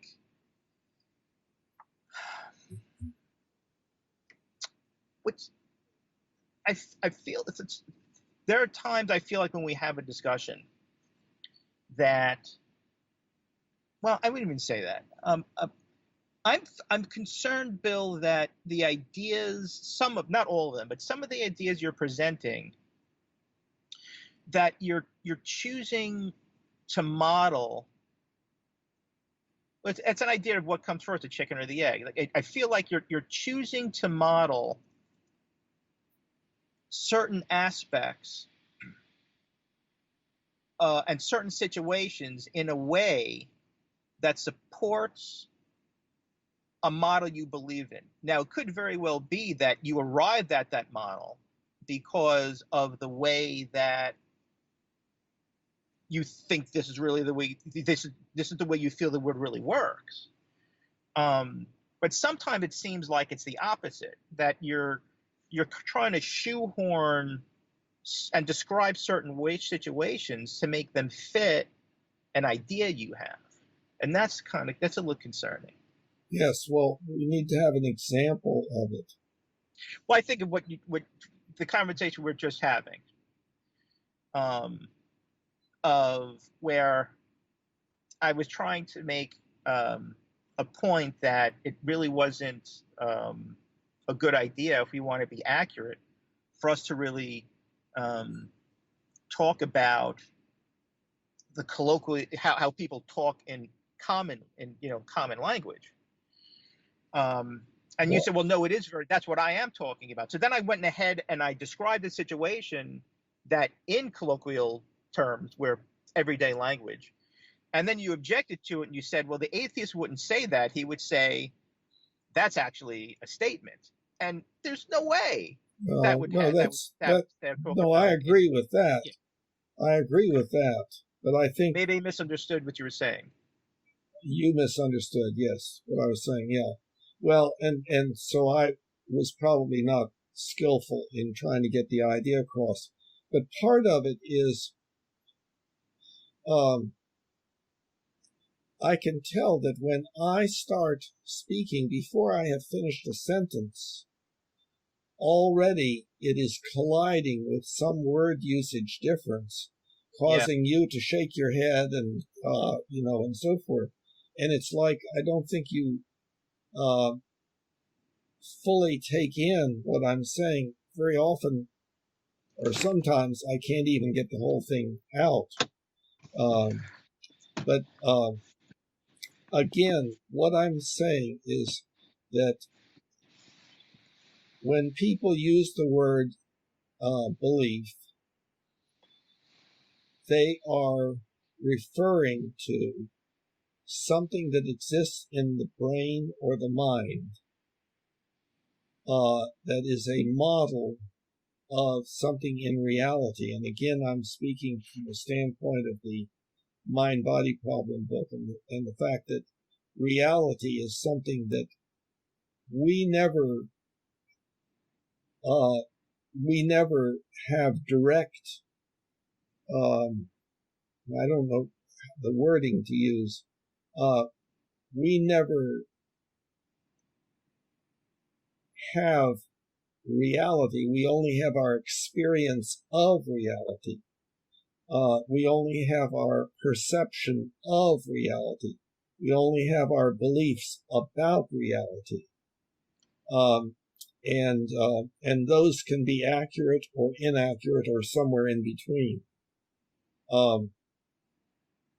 But again, going back to what we're talking about, yes, apparently we have a basic difference in the use of the word belief or believe, Yeah. in that you are ruling out its usage unless a person is aware of it such that they can put it in a sentence. So when you, in my terms, believe that turning the wheel to the counterclockwise will turn the vehicle left, you would say, no, that's not a belief. It's only if somebody asks me and I then imagine turning it and imagine the car turning left or something like that, that I could call it a belief. And I don't think that that is accurate. I think we have many beliefs that we act upon all the time that we are not aware of having. So let me try to think about if I could kind of accept the idea that something that is grokked is a subset of a belief. Yes. Yes. Versus the idea that a belief is a subset of a grok. Right. That would not be correct. Well, I mean, that's what you're saying. That's your thesis. Well, no, my thesis is that your thesis is not correct, that if it is a grok, it is not a belief. But now you're saying grok being a subset of belief. I agree with that. Oh, right. Yeah, I'm saying I'm thinking if that is something. See, So my sense is that an animal can have a grok. An animal can only have a grok.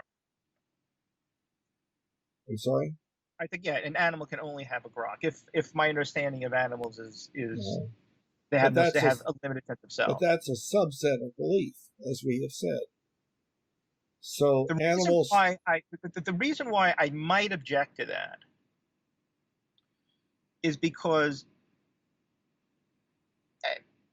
actually the reason why I do object to that is that integral, I mean integral to the definition of a belief is this idea of object and subject. No, Someone believes in a belief.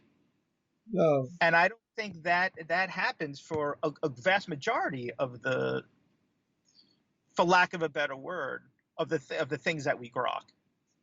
No, no. A moment ago, we were in perfect agreement where you were saying that grok is a subset of belief. No, you didn't hear everything I said. I said I'm considering the possibility. Okay, well, it sounded like possibility. It sounded but like upon you, further reflection, I was having. yeah, because it's contradictory to what previously you were saying. You were No. saying, "Oh no, belief No, is over you here." didn't hear what I said. I said belief is over here and grok is over here. yeah. I said no. Just to make it clear, I absolutely did not say or intended to imply that I was accepting the idea that the grok was a subset of a belief. Oh, I was considering the possibility that if that's a way I could kind of look at it, and Yeah, upon further thinking about it, I see. especially upon seeing what the definition of a belief is versus what the definition of grok is, the reason why I'm having a hard time accepting it as a subset of a belief is because the material integral ideas about both definitions seem completely contradictory to each other. So I think these are two different domains rather than a subset of one another. How are they different? Well, the definition of belief, according to Webster, is an acceptance that a statement is true or that something exists. Yeah, well, I don't agree with that. Well, okay, let's take your definition. That'd be a better idea. That's only one definition. And yeah, a belief is a model in the brain of something about reality. Right. So even if you take that, or a model in the mind, right, or in the mind, right. So integral to the idea, integral to your definition of belief, and implicit within it is a subject and an observer that I don't understand that. Believes in, is separate from that. I don't understand that. Something. Well, you said a model in the brain of something about reality. There's something about reality. There's and this goes back into philosophy 101. You know, can something be there without anybody to experience it? And my argument is no. You need separate. You need to separate the observer and the observed, the something and the person that is sensing the something. That's completely opposite to grok. Yeah, but there's a real problem with what you just said. I understand, like if a tree falls in the forest but there's nobody around, did the tree fall in the forest? Exactly. And I would say, yes.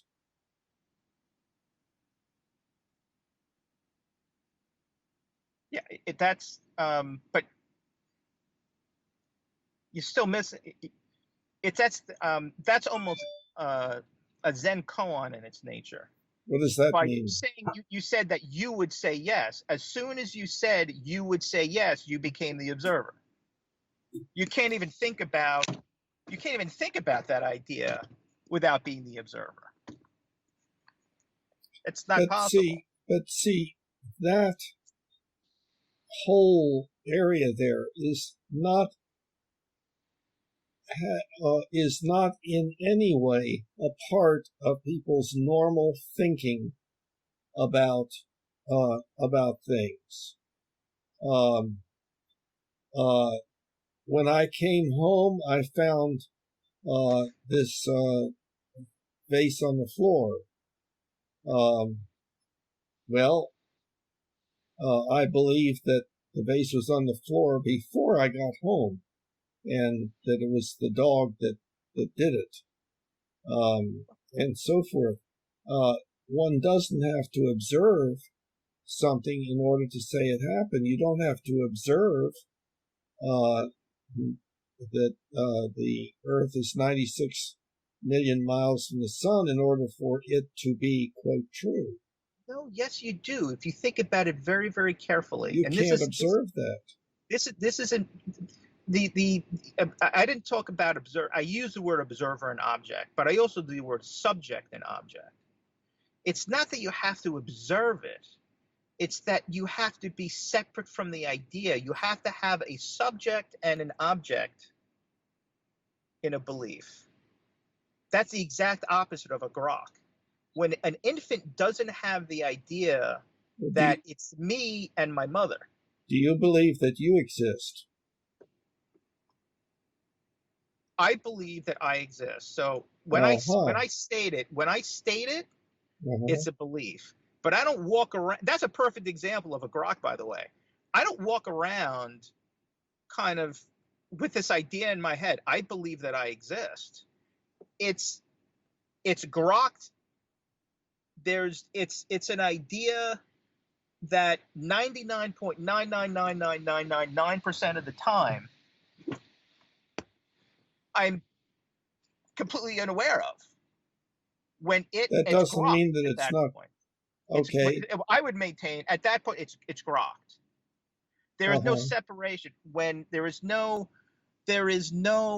you know what a very good word for grok is? I think that we could understand better. A grok could almost be understood in traditional Freudian terms as a complex or an unconscious, a very unconscious belief. Well, now we get into the model, the psychoanalytic model, which at one point did not exist, and afterwards people have had some disagreement with it and so forth. So what happens is, see, we're going off into esoteric things like the Freudian unconscious and grok and things of that sort that have in them words, self and object and understanding and so forth that gets more and more complex. And of course, then we're just in a world of poetry. Yeah, well, that sounds pretty good and so forth. See, this is what I'm trying to do is to be technical. I'm trying to use words in their most customary way of being used, with as precise meaning and clarity as possible. See, that's that. By you doing that, I think that you are ensuring a lack of accuracy, because the belief there that you seem to have is that the way people talk colloquially is the most accurate way of talking. No, I'm not saying that. But then if we're here to talk accuracy and not just, see, you're missing the point. Then it sounds like we can't use the language that's used colloquially. No, that's not correct. See, I think you have misunderstood me. Maybe I've not been clear enough. I'm trying to use words as they're most typically used. But along with that is the awareness that even though words are typically used in certain ways, they're also used in other ways. And people use metaphor and all sorts of poetic modification of speech. So in trying to build a belief system that is accurate and useful, I'm trying to take the words as they are customarily used most of the time and define them for the purposes of the discussion in that way.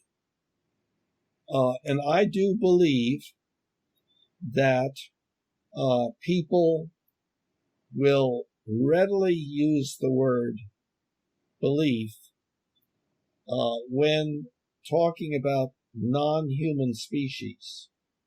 My dog believes that da da da da da.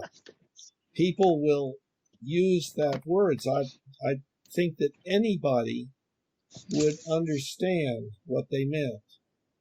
My dog believes that if it sits when I say sit, it will receive. It's likely to receive a treat. So you know what it is that I feel that you're doing right now.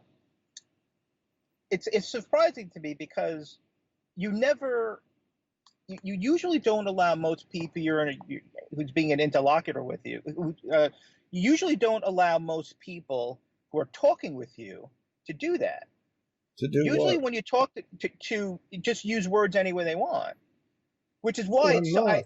I'm trying to not understanding this exception you're making. Like when I like if I was to ask this person Uh-huh. about whether you believe, does your dog believe that the food is there? And in the context of comparing it to the idea that I believe in God, let's say. No, that's not the context. Well, let's That's make it. not a normal context.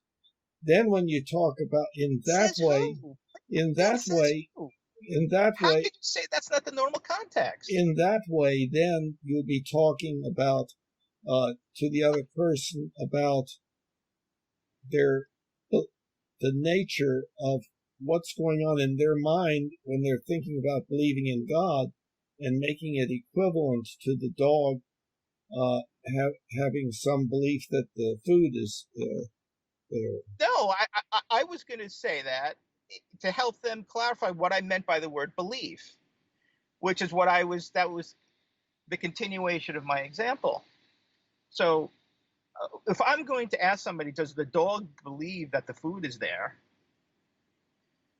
If I'm just in the context of, I don't know, talking to my vet about like my dog Zeus, which I've done in the past, and he says, I said to him, I said, it seems like my dog Zeus doesn't like his food anymore. It seems like he's frightened of his food.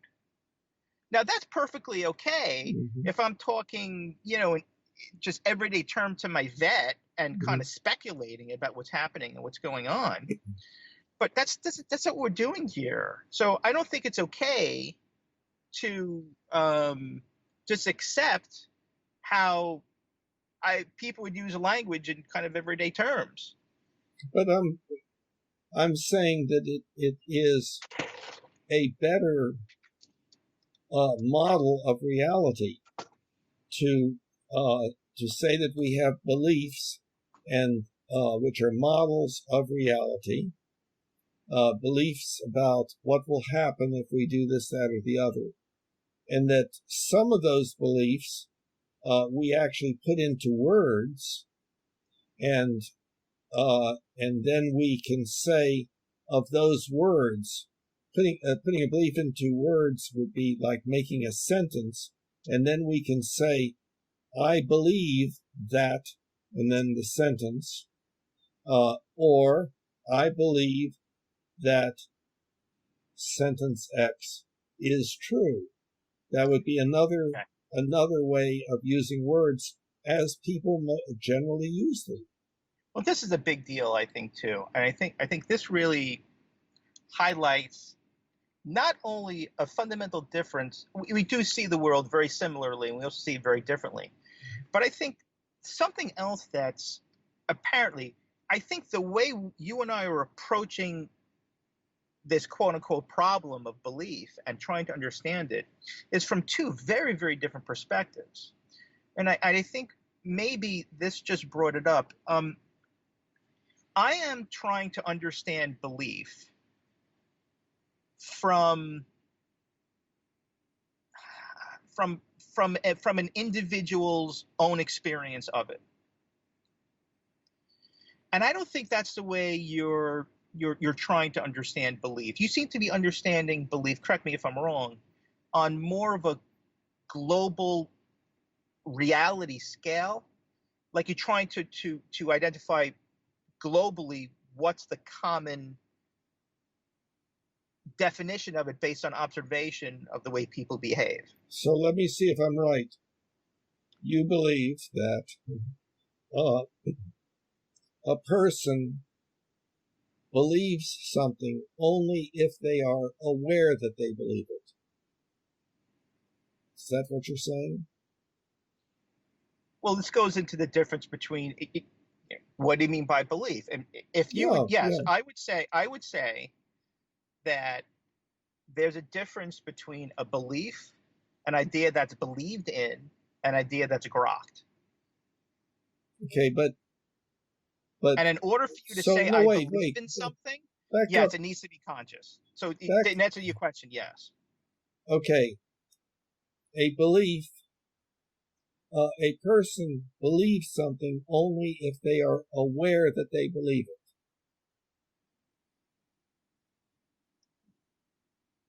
it. In the way that I am using, that I define the word belief, yes, that's correct. Okay, so until this moment in our whole conversation, you did not believe that Trump was president. Yes, I grokked that Trump was president. Whoa. So you can't, you need to allow me the same freedoms to use ideas and words that you allow yourself. But nobody's going to understand that. You grokked that Trump is president? I believe that during this whole conversation, until just then, that your belief that Trump is president was not activated. You had the belief in your brain that it was not active, that those circuits were not active until I mentioned Trump. Well, can you show that? That's an interesting thesis. Well, I think I think there is there's a lot of work done in showing what parts of the brain light up when people are thinking about this, that, or the other. But the specific thing that you're talking about, I don't have a study to refer to. Well, let me continue with that. Okay. Kind of almost ad absurdum. I don't know what the word is, but so I think that what you could infer from the neuroscience is that if I'm not thinking about Donald Trump, he actually doesn't exist because there's no indication anywhere in the brain of this idea of Donald Trump being president. It only lights up when I'm thinking about it. Are you saying that that's my belief? No. Oh, I'm saying, if you use neuroscience and MRIs, it's yours. Right, and if you can, it's not necessarily mine, but if you continue that analogy of, or not analogy, if you accept the idea that, well, there's some studies in neuroscience that certain parts of my brain light up when I'm thinking about Donald Trump. Well, so they say, well, I'm thinking about Donald Trump right now, and this part of my brain lights up. Okay, so then I'm not thinking about Donald Trump anymore, and that part of my brain goes out, and I start doing mathematical problem, and another part of my brain lights up. So you can infer by the neuroscience and by the MRI that for this person who's now doing the mathematics problem, Donald Trump doesn't exist, and he never exists. It's nowhere in his brain. No, see, but whether it's anywhere in his brain, if you never had ever heard of Donald Trump, that would not mean that Donald Trump did not exist. I said for the person now doing the math problem, Donald Trump doesn't exist. But I don't think that that's correct. The person is not thinking about Donald Trump. But we all recognize that we have a whole lot of beliefs, usually called knowledge, about the world that we're not thinking of at this moment. Now, the brain, there is something different about the brain if the brain has that belief in it or not. And it has to do with what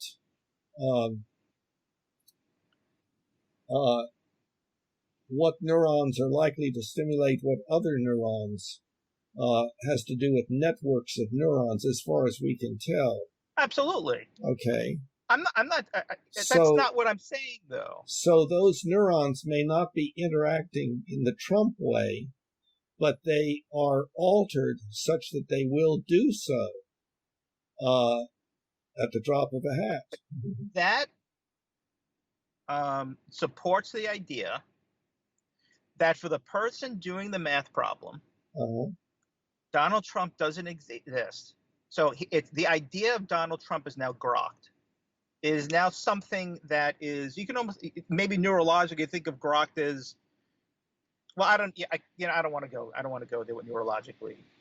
The analogy think neurologically. And I think but it certainly could be said very simply that with a person doing the math problem, I mean, you're saying Donald Trump exists for the person. They're thinking about Donald Trump. A part of their brain is lighting up. Then they're doing math problems. Now Donald Trump is not lighting up anymore. Well, for that person, does Donald Trump exist anymore? Yes. In that moment, when that person's doing math problems, and that part of the brain that lights up with Donald Trump exists for that person. No, Donald Trump only exists for that person when they start thinking about it and that part of his brain lights up. No, that's unusual word usage. Even though I'm not thinking about Donald Trump, every minute he continues to exist, and I will tell you that anytime you ask me. But when I ask you, you're thinking about Donald Trump. Right, but you can ask me, well, did Donald Trump exist 5 minutes ago? You're still thinking about Donald Trump. No, but 5 minutes ago, Donald Trump still existed, but I was doing a math problem. But when you're asked, does Donald Trump exist, or did he exist 5 minutes ago, or did he ever exist, you're thinking about Donald Trump. That part of your brain now lights up. Yeah, but that's not the same thing as whether Donald Trump actually exists or not. I didn't say whether Donald Trump actually exists. I said for the person doing the math problem, Donald Trump no longer exists. I don't think if I asked a person, I know you say as soon as I ask, then Trump exists, right? As soon as I ask. So Trump disappears, no longer exists until I ask a person. According to, I mean, I've never thought of that before, but in the example you just gave, that seems a realistic conclusion. If you're going by the MRI scan and concluding that there's an association between Donald Trump and my reporting of Donald Trump verbally, and you're taking that almost as gospel, that it would seem to be that when I'm doing a math problem and that part of my brain's not lighting up, then for me, Donald Trump doesn't exist until I speak about him. But just like if I'm not hearing music, then and that part of the brain is not lighting up, I'm not hearing music. But if you asked anybody, well, the problem is, I was going to say, and you'll shake your head, that if you ask somebody, does Donald Trump exist? They would say yes. Was Donald Trump existing 5 minutes earlier? The person would say no. Well, of course the person would not say no. I was not thinking about Donald Trump, but he still existed. Well, here I think this is a practical argument against that. So if you want to argue atypical use I think of words. If you want to argue about, if you want to argue against that, against what I just said, it would be, if that was true, then how can I voluntarily think of something? How can I voluntarily start thinking about Donald Trump without any kind of external stimuli? That seems to be kind of impossible. That's going into the mind-body problem, especially the free will versus determinism problem. and whether Absolutely. you're an agent or not, and so forth. Right. And that's a whole vast thing that is covered, in the Mind Body Problem book. Right. But But I do think a fundamental difference between the way I'm trying to understand beliefs is from, for lack of a better word, the phenomenological perspective, the first yes, person perspective, what's happening inside of each individual. as far as I can tell, you want to restrict the word belief to only that which is consciously being experienced by a person, Well, that comes from my right? fundamental point of view of being a transcendentalist and a phenomenologist. That Yeah. I always happen to adopt that point of view naturally, just Okay. it's maybe unconsciously. It's just the way Right. I always Right. adopt, Yeah. that point. Yeah. We're. I think we've gotten very close to our difference in orientation. So, what is your orientation, so I can understand it and think about it when Okay. it comes to belief? Mine is from the phenomenological, the Uh-huh. phenomena, the individual's experience of it. What's yours? I'm saying that beliefs are models in brains of something about reality, such that, for instance, behavior is engaged in that is produced by the belief as to what the outcome of that behavior will be, as an example. But also that belief can be not in conscious awareness or not even active at that particular point in time. And then also, we humans have developed a capability of modeling that model or those models linguistically, using sentences, using symbols and the rules of syntax, such that we can take a belief that we have and model it with a sentence. And that means then I can tell you that I believe a certain thing because I can put it in words, whereas you would never know that I believed it if we did not have language. Yeah, I don't see any reason why these two orientations can't be need to be opposed. These can be these just seem to be two sides of the same coin. You're Well, talking about more the objective definition of truth, and I'm talking more about how people experience that objective. no, now see, now truth sneaked in. I said nothing about truth. Beliefs. I'm sorry, you didn't. It's correct. I meant to say beliefs. And I don't see why this could be these two orientations aren't compatible. Uh, well, uh, I would say that I believe that Trump exists, and that is true even if I'm not thinking about Trump, that I still have that belief in my brain and it can become active. This is the problem where we're at. It's that a belief can exist in the brain and not be active, and then it can become active. And you're saying that it's only when it becomes active that it's what you would want to call a belief. And I'm saying that I call it a belief, whether it's inactive or active. Yeah, and correct. Yeah, that seems to be imagination to me. You're that it's almost logically it's impossible. You can't think of even when you're thinking about Donald Trump, or even if you're thinking about an idea or a belief, you're still thinking about the belief. It's not possible. Like I believe that you believe all sorts of things that are not yes, active in your brain right now. but that in order for you to have that belief, you have to be thinking about it. That's my No, I'm point. talking about that's changing the subject. I'm saying that I believe that you believe all sorts of things that you are not currently thinking about Yes, currently.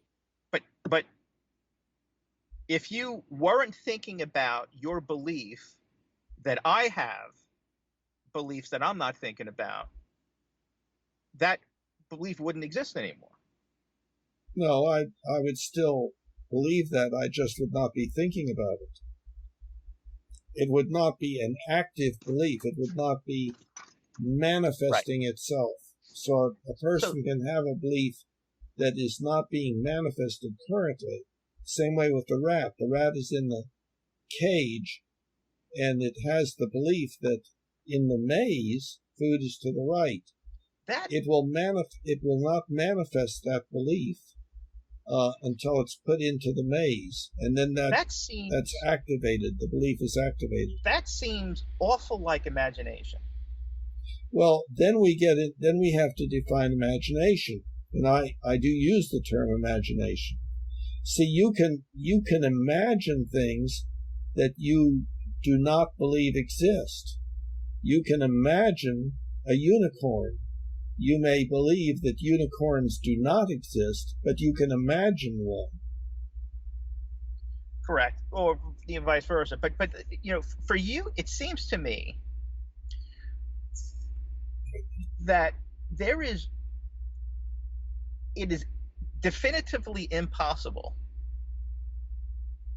for you or anyone else to believe in an idea. There's not even any English for it. For you to believe in an idea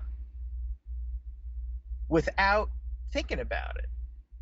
That's not correct. And I think everybody agrees that we have all sorts of beliefs that we are not thinking about, that are not active currently. The fact again, I don't think that a belief can be activated. Almost nobody on the street would think about the mind, the body, reality, right, models the way you and I think about it. So the fact of what everyone thinks about, or nobody would talk like that, I don't think that's materially relevant for our conversations. Go ahead. But if we want to have meaningful conversation, meaningful would mean that we're using our words in the same way. But if I use the word belief in a different way than you do, then we're going to be talking different languages. And it sure does seem like idea and belief, not belief, the word belief, how you're using it, it seems to be different enough from the way I'm believing it, from the way I'm defining the word belief. Yes. That I don't think it's a matter of semantics. It seems materially different. Yes. Would you agree? I agree. And I would add in that I believe that your way of using the word belief is not optimal, that it will lead to thinking that is not optimal. Well, I agree. I mean, I've thought about that myself. Mm-hmm. I'm kind of saying, so am I saying that, if I believe in unicorns, or if somebody believes in unicorns, or they exist, is that the implication, or does that mean that if you believe in unicorns, does that mean I can go see one, or does it mean that I just can't see one because I don't believe in it? I definitely would agree that there are significant concerns even that I have with this line of thinking, and that came to light more in the and I was reading about that audio science review about those DACs and whatnot, and it came to like this there. But I do think that this just means that my ideas need work. But it's so.